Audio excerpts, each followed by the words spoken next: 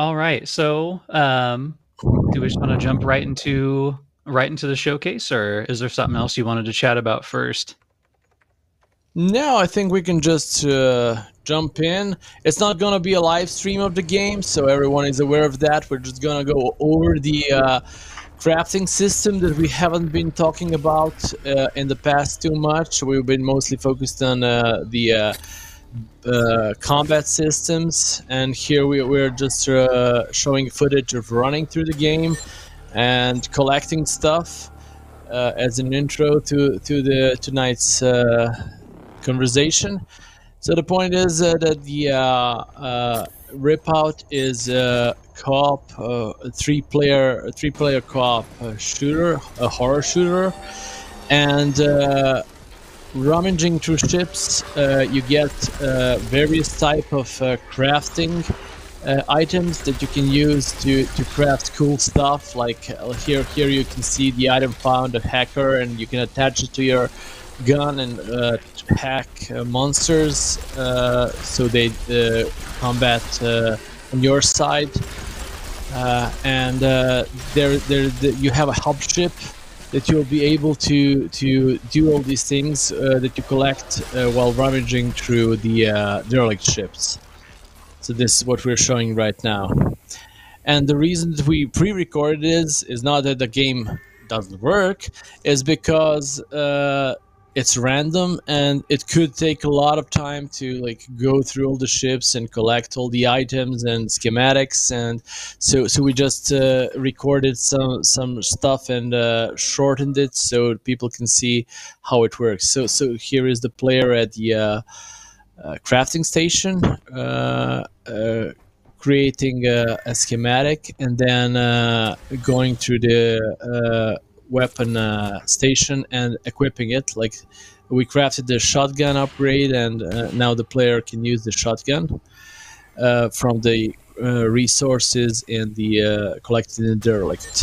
So now we're going back to the shuttle, showing how the shotgun works, showing how the gunplay becomes different.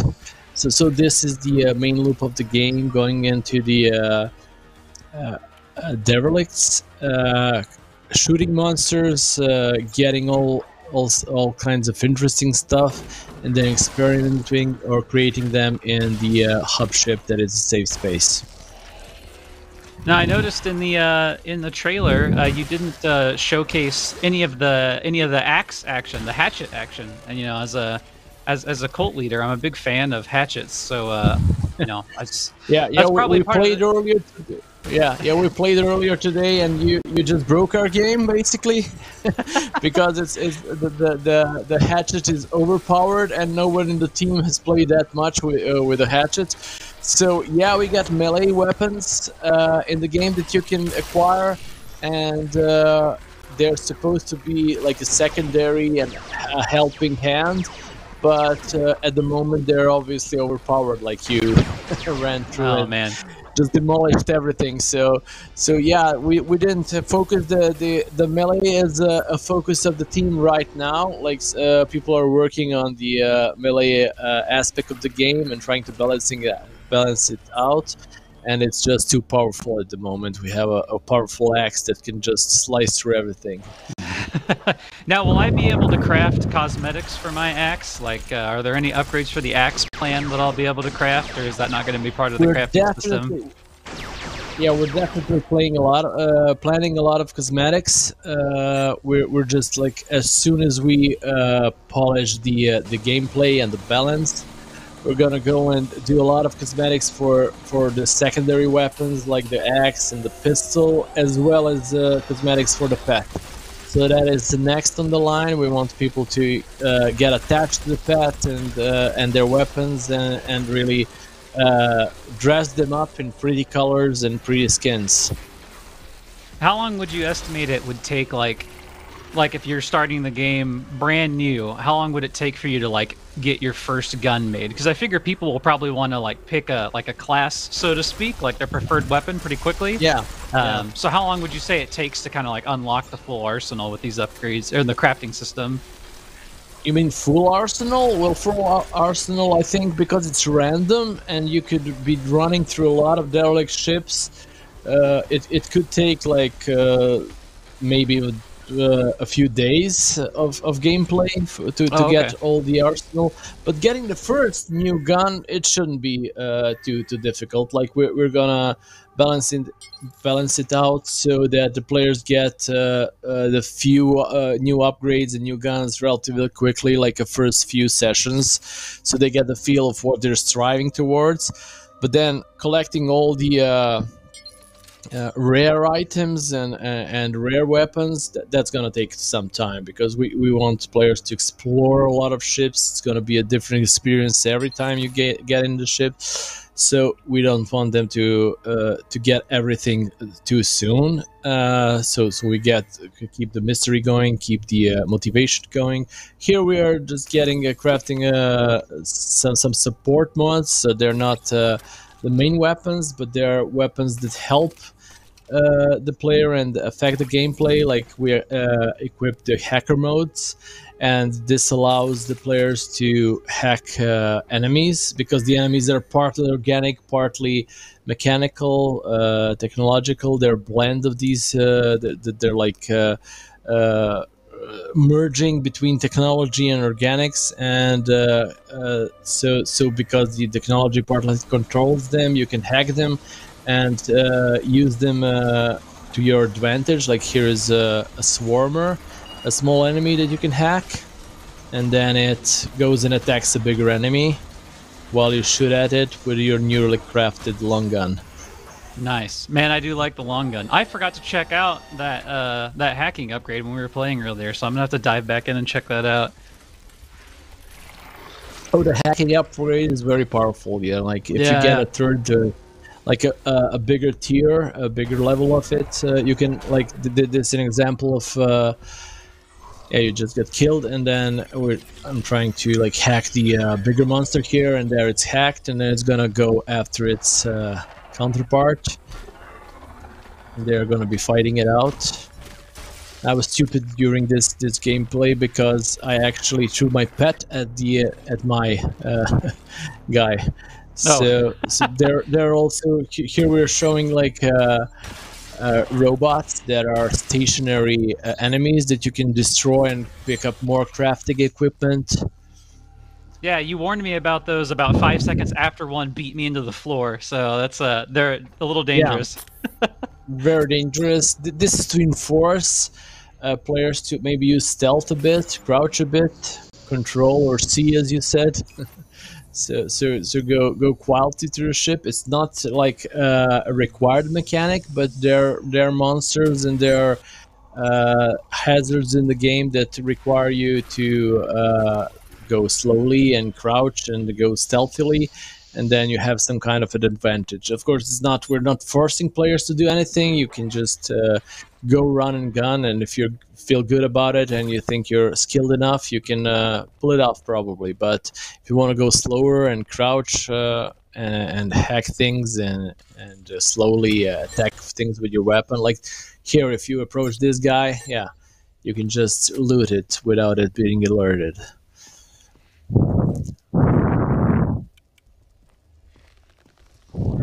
Yeah, I'm watching this. I'm watching this video now to see what other stuff I missed today. I was catching up on so much in our session.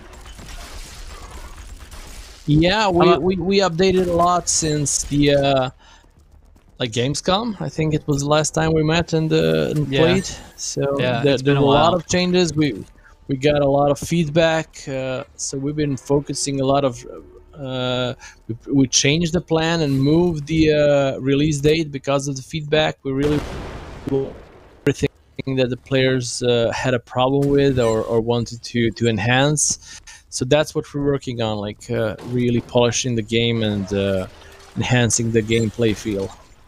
Yeah, it's come so far since I played it before. It was really cool to see all the new stuff you guys have added in there. Oh, that's good to hear. Here is the the skins for like the armor. It's not just the skins; it's the armor with buffs.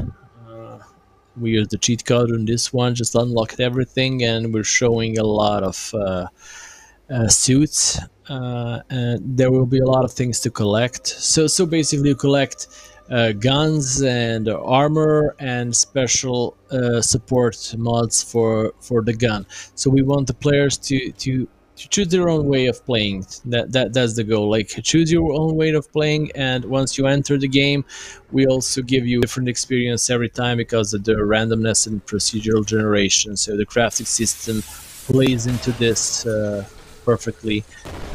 We really don't want the players to have the same experience every time they play. It's like, on one side you're tailoring your experience every time you get a new item or suit, and on the other side the levels are always different, or we're always giving some new challenge or rooms or atmosphere or hazard. So that's the main goal of the game. Go into the unknown and try to adapt. Yeah, or just sneak up on everything with the hatchet was my experience, but I'm told I won't be able to do that forever, sadly. Yeah. You killed it. If I didn't see you play with it, it might have sneaked up further Oh on. no! So, yeah, I shouldn't open my stupid mouth. It's cool. It's part of development. Like, we were actually too scared to get up close to the monsters in the development team. We didn't test it enough, and we just thought you'd get killed too quickly if you just use the axe, but apparently that's not the case. Anytime you want someone to rush in and test out the axe, you just let me know. I'm a big hatchet guy. So this is, you just created a few tasks for me in the next week. So a few number tweakings and a few QA sessions, I guess. So here is the player just going through the game, killing monsters and picking up crafting items. This is a heavy enemy. It has a lot of hit points and weak spots. So we're throwing the pet at it. The pet can also be upgraded. The weak spots provide obviously more damage to it. Yeah, and there, the player's dead.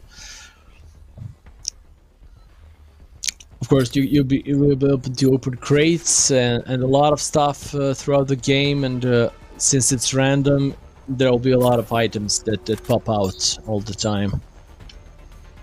Don't forget about rolling over dead bodies and stealing their wallets. It was also a part of the experience. There's a lot of dead bodies, a lot of looting corpses that provide anything from like secret keys that you can unlock secret rooms with, or secret crates, or getting codes for the machines. It's like we never know what exactly the whole mission is going to be, because it's all going to be randomized out of these pieces of picking up items, inserting them, or unlocking, or just killing things and gathering things. So that's the whole point. Like, even we as developers, whenever we go into the game, we don't want to know what is exactly waiting for us. So whenever it gets repetitive, we add some new stuff or rebalance stuff. So it's really a completely different experience for everyone every time. Sometimes it's overwhelming, sometimes it's easier, but it should never be predictable. So what's I've only played Ripout really in co-op sessions. What's like how does the balance for, like, you see like the self-revive tokens popping up here? Is that like mainly a balance thing for solo players, I assume?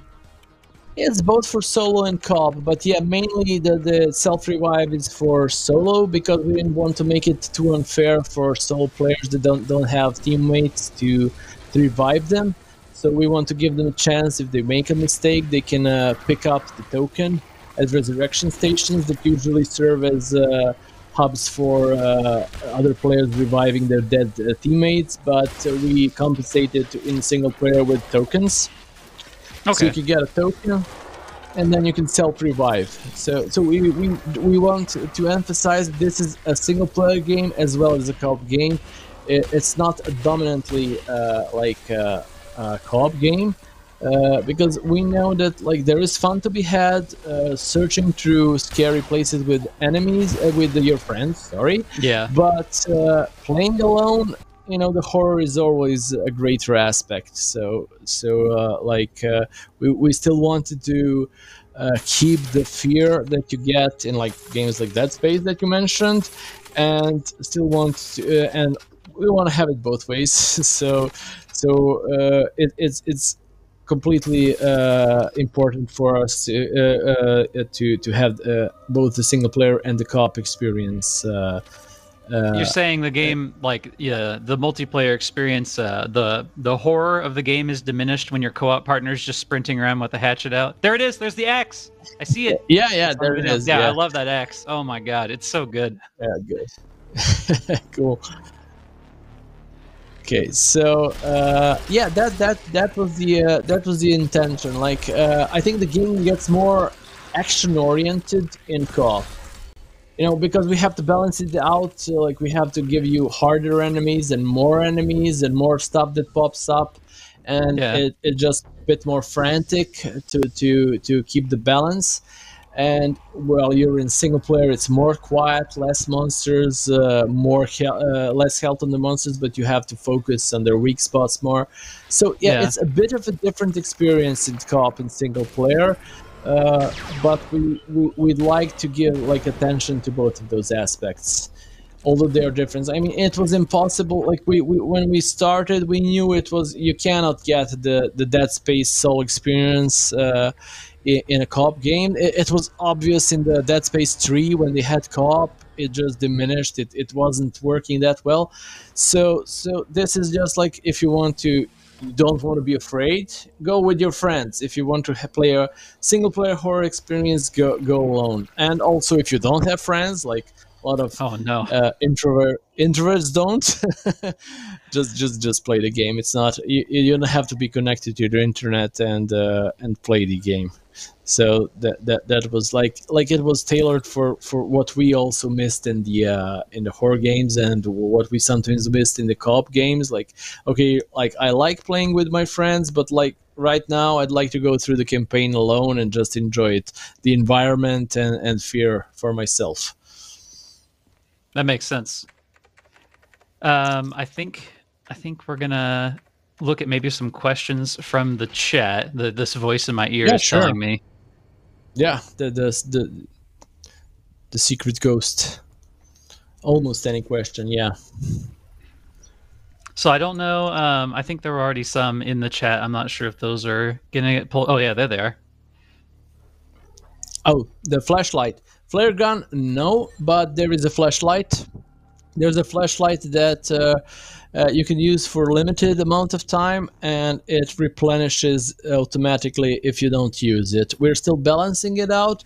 Like, we used to have a flash gun that required you to pick up batteries, but it was too random, and the batteries kept popping up like in inconvenient places or time frames. So we made it like stamina, like running, like you can run and then just wait and get stamina. So in the same way we approach the flashlight, you can use it when you feel you need it, and then just switch it off and wait for it to come back on. Yeah, that's about the flashlight. Yeah, I saw somebody in the chat asked about like the levels being really dark, and I think it's a developer thing. When you're working on a game that has dark areas, you just like don't really use your flashlight much when you're showing it off because you know where everything is. It's like I do that a lot when recording stuff for Cultic. So yeah, there is a flashlight. It's just I don't know if it was like on all the time in the video since the player was playing a little more stealthily. Yeah, I'm not sure, to be honest. I'm not sure, but yeah, I think it was both. It was sometimes flashlight, like because the game states have randomly switched lights on or off, because all the game lights are dynamic because of the procedural levels. So we can just play with the lights and switch them on and off depending on the situation. So that's why the flashlight is necessary. And the lumen or nanite, well, we're using Unreal 4, and it's built with both blueprints and C++. So it depends. I'm not a developer. Like I'm mostly a game designer and a level designer. So not too good with the code, but yeah, it's Unreal 4.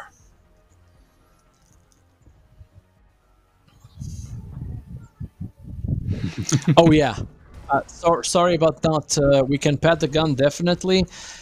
It's one of the most requested features, and we're gonna probably have a few different animations for patting the gun, because like people just go crazy about this little guy, and we were surprised to the response of well, like when we show the footage of people gun. So we're not underestimating the importance of the player interaction with the gun, and yeah, it's currently mapped at P key, and we'll see. We'll maybe even make it even more easier to access, and maybe even get a gameplay element with petting the gun and getting some boosts for the player down the road. So we're like working on expanding the relationship with the pet gun. Oh, relationship minigame confirmed. I like it. Yeah.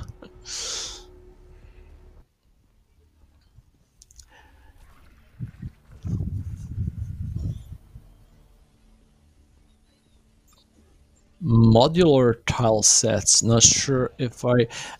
We're using handcrafted levels that connect to other. Like we're using room by room. Like one room is handcrafted, and then it connects randomly to another room. Like the rooms have a lot of exits and entrances, like and floors that can be connected to each other.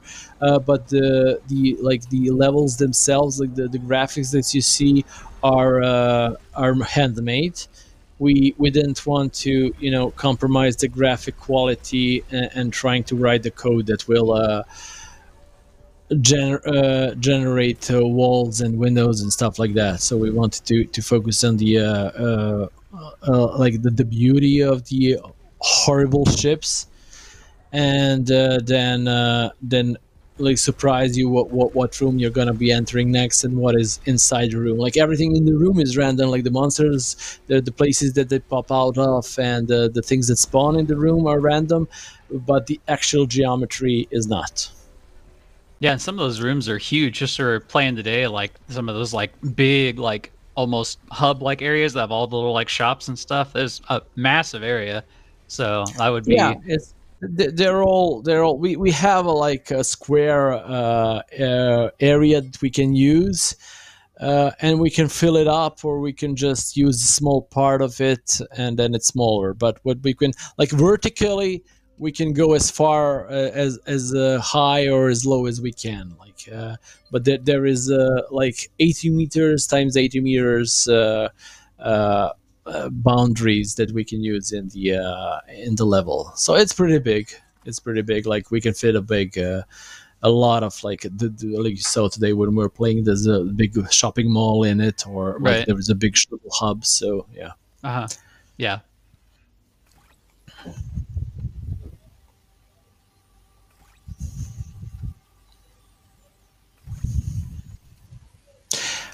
Will there be another demo? Possibly, possibly. So we're like I said, we gathered a lot of feedback during the beta and the demo, and we changed the roadmap based on that. Like we changed the roadmap purely because of feedback, not because like we're on our way to finish the game as we intended. And then when we got the feedback, we decided, okay, we definitely need to expand on a few things. So this is yet to be decided in the coming months, but I would bet on there being another demo or beta down the road. Yeah.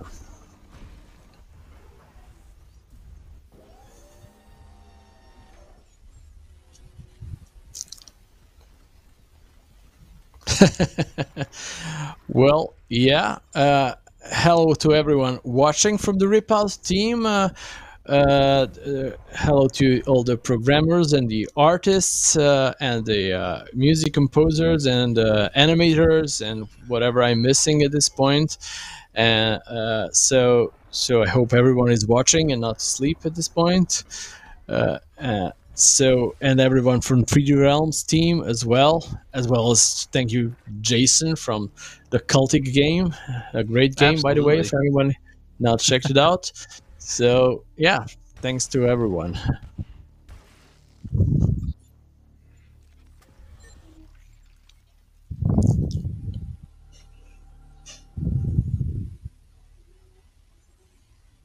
Yeah, there are a lot. I'm definitely looking to Phantom Fury and to the Tempest Rising, and a lot of them like Wrath is coming. I mean, I think we're on the same wavelength. With our team is on the same wavelength as 3D Realms. Like, we really like the games that were around 2000s, and the time, in my opinion, that was most creative in the game development industry, for both FPS games and other games. I'm really looking forward to the entire library of these games. Pretty much same. I think I'm probably honestly most looking forward to Phantom Fury at this point, because it's like kind of it's a shooter in the same vein of kind of what I'm working on with like the environmental interactivity and stuff like that. So I'm really looking forward to checking that out. That's Yeah. very high on my list.